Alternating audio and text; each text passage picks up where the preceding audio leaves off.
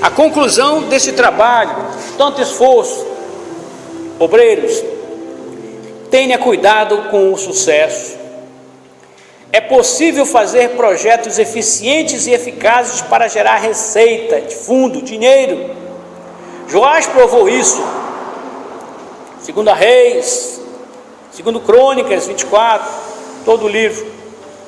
Basta definir o objetivo, determinar a metodologia, distribuir poder, responsabilidade aos homens, agregar recursos, fixar prazo, orçar o custo total do projeto e partir para a ação, para a obra. Joás, o monarca, fez quase tudo certo, quase. A decadência do templo do Senhor despertava mais inquietação em Joás do que na liderança espiritual do país.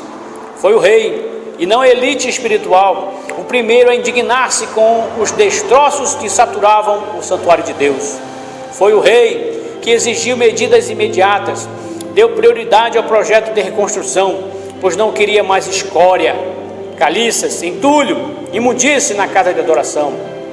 Foi o rei e não a elite espiritual que notou a incompatibilidade entre a santidade do Altíssimo Deus e a imundície que se imperava ali no templo. Aliás, parece que os guias já estavam acostumados a servir a Deus no meio do lixo, dos dejetos, da podridão, da imundície, de qualquer jeito, na bagunça. Mas Joás, apesar da excelência administrativa e zelo espiritual na elaboração e execução do projeto que renovou o templo e restabeleceu o culto a Deus, terminou perdendo. O rei, após a morte de Joiada, está escrito em 2 Crônicas, capítulo 24 em diante, mas no verso 17, ele passou a ouvir os príncipes de Judá, conselheiros sagazes, que tentaram convencê-lo a não se opor à renovação do culto a Baal, queriam praticar idolatria, aprovar o estabelecimento dos postes ídolos erigidos em devoção a Astarote, a Baal. O processo de aviltamento, deteriorização espiritual cresceu rapidamente e o período de prosperidade nacional chegou então ao fim. A legítima religião também foi abandonada. O visionário que projetou a restauração do templo não soube restaurar a si mesmo. Ele purificou o santuário, mas deixou a própria vida em ruína. Conduziu a nação, mas não foi líder de si mesmo. E por isso, o monarca Joás fracassou. Será que hoje os pastores não correm o mesmo risco? Temo que a história de Joás se repita atualmente. Por trás da banalização do ofício pastoral, entre outros fatores, está a síndrome de Joás. A mania, a mesma, tem particularidades interessantes: levantar fundos. Ela não atinge o líder, que em nome de Deus e pelo uso indevido da Bíblia, manipula a fé de pessoas vulneráveis, neófitas, volúveis, acríticas, motivadas pelo lucro vil das finanças. Tal líder banaliza o sacrifício oficial, sacerdotal, pois o vê como um negócio, não como um sacerdócio, profissão e não vocação. Há pessoas que querem exercer o pastorado pensando em encontrar nele a oportunidade da autopromoção, da fama, preocupado em obter projeção pessoal e cuidar do seu próprio bem-estar. Tal pessoa não será assediada pela síndrome de Joás, pela sua mania, a sua motivação vil e maligna?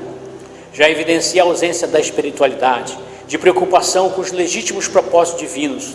Mas a minha inquietação é com a pastoral que inicia o ministério com as mais nobres motivações, as mais compíscuas aspirações, e depois, levado, assediado pelo êxito financeiro e pela facilidade que tem em angariar fundos da comunidade que preside, termina imperceptivelmente aderindo à letal síndrome de Joás, ou seja, caiu na conversa, deixou-se levar e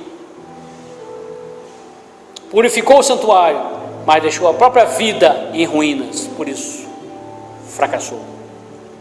A grande verdade é que boa parte da liderança, principalmente cristã hoje, infelizmente, não acaba bem. Dr. Robert Clinton, professor de liderança do Seminário Teológico, crê que cerca de 70% dos líderes não terminam bem. 6 critérios colaboram na sua estatística estarrecedora. E aí que vai eles. o que faz o homem cair. Os líderes que não terminam bem perdem a postura de aprendizado, eles param de ouvir e de crescer, sua vida entra em decadência espiritual. A atratividade do seu caráter declina, o homem se corrompe quando vê tanto dinheiro fácil. Eles param de viver conforme as convicções e preceitos bíblicos cristãos, materializam-se. Eles falham ao deixar por trás as contribuições decisivas, espirituais, propósitos redentores. Eles perdem a consciência da sua influência, do seu destino.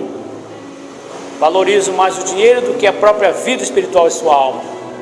Eles perdem a consciência da sua influência, perdem o seu relacionamento vibrante com Deus e caem, entram em declínio espiritual, raquítico. É assim que eles ficam. Portanto, saber gerenciar não é sinônimo de êxito ministerial, não. Vários líderes como Joás eram experts no assunto, mestres em levantar fundos, todavia terminaram a sua vida arruinados espiritualmente. Por quê? Dedicaram mais tempo à captação de dinheiro do que à construção de um caráter santo, digno, impoluto.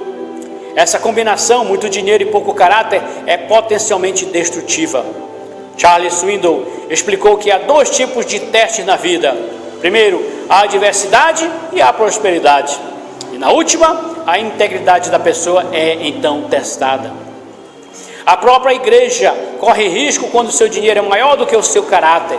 Afinal, todo empreendimento humano, com o passar do tempo, tende a inverter a ordem dos fatores fins e meios, ou seja, a transformar os meios em fins e os fins em meios para alcançá-los.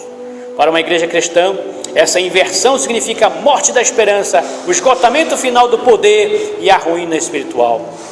Que Deus tenha misericórdia de nós, pastores e da igreja hoje, e que possamos saber gerir fundos, recursos, valorizando mais vidas, homens, mulheres, prestando-lhes conta, sendo transparentes nos nossos negócios, porque estamos lidando com dinheiro alheio, dinheiro público. Que Deus tenha misericórdia de homens ambiciosos e egoístas que se desviam porque acham facilidade em manipular a massa. Que o Senhor tenha misericórdia de cada vida, de cada líder, de cada pastor. É meu desejo em nome de Jesus.